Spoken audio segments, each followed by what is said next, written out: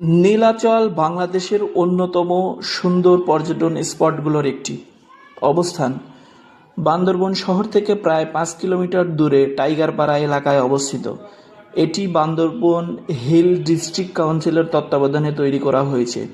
আকর্ষণ: এখানে দাঁড়িয়ে আপনি একসাথে পাহাড়, নদী আর মেঘের মিলনমেলা উপভোগ করতে পারবেন।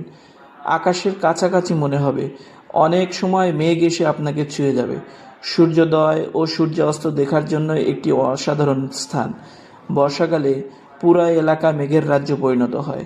দৃশ্যপট: এখান থেকে বান্দরবন শহর, সাঙ্গু নদী আর অসংখ্য পাহাড় দেখা যায়।